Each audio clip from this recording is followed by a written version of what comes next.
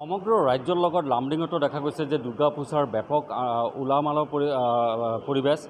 বৰ্তমান মই উপস্থিত আছোঁ লামডিঙৰ এটা ঐতিহ্যমণ্ডিত দুৰ্গা মণ্ডপত, লামডিং কালী মন্দিৰত, কালীবাৰী দুৰ্গা মণ্ডপত আমি সামগ্ৰিক পৰিৱেশ দেখাইছোঁ। লামডিং কালীবাৰী দুৰ্গা মণ্ডপত 177তম দুৰ্গা মণ্ডপ ক'ব পাৰি এইটো। প্ৰথমত আমি ইয়াৰ আমি মাৰ মুখদৰ্শন কৰিম। লামডিং কালীবাৰী পূজা মণ্ডপৰ এই দৃশ্য, ঐতিহ্যমণ্ডিত কালীবাৰীৰ দৃশ্য। লামডিং কালীবাৰী 1885 চনত ইষ্টাব্লিছ হৈছিলে। এই প্ৰথমত আমি প্ৰাগক দৰ্শকসকলক লামডিং কালীবাৰী পূজা মণ্ডপৰ এই দৃশ্য দেখাইছোঁ।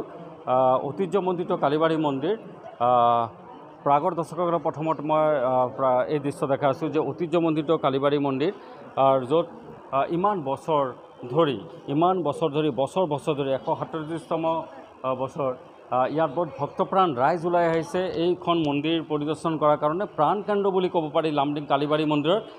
আমি অলপ কিছুমান ভক্ত আহিছে ইয়াতে, আমি তেওঁলোকৰ পৰা জানাৰ চেষ্টা কৰিম। নমস্কাৰ, আপোনালোকে লামডিং কালীবাৰীত আহিছে, আপুনি ইয়াতে থাকেনে? মই ইয়াতে থাকোঁ। কি ক'ব লামডিং কালীবাৰীত এইবাৰ পূজাটো চাই কেনেকুৱা লাগিছে আপোনাৰ? লামডিং কালীবাৰীতো প্ৰত্যেকবাৰেই ভালেই লাগে, এইবাৰো ঠিকেই আছে, ধুনীয়া হৈছে ঠাকুৰটো।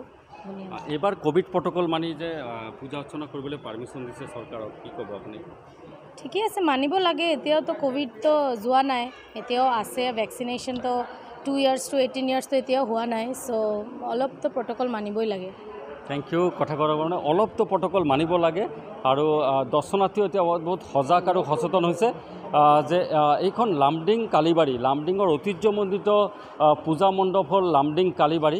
এই কালীবাৰী মন্দিৰ 1885 চনত স্থাপন হৈছিলে লামডিং কালীবাৰী। ইয়াৰ আমাৰ লগত আছে ইয়াৰ আয়োজকসকল আছে, আমি তেওঁলোকৰ পৰা জানাৰ চেষ্টা কৰোঁ। নমস্কাৰ দাদা, আপোনাৰ এই লামডিং কালীবাৰী ঐতিহ্যমণ্ডিত আপোনালোকৰ এই পূজা, এই সম্পৰ্কে কি হ'ব? কিমান চনত হৈছিলে, কিমান বছৰ হৈছে, কি ক'ব? এইটো আমাৰ নাম Biltu Singh, Kalibari S S secretary. আমাৰ পূজা স্থাপিত হৈছে 1885 চনত, এতিয়া 137 বছৰ হৈছে। আমাৰ পূজাৰ যিটো নিয়ম কানুন আছে, আমি এই নিয়ম কানুন মানি চলি আছোঁ।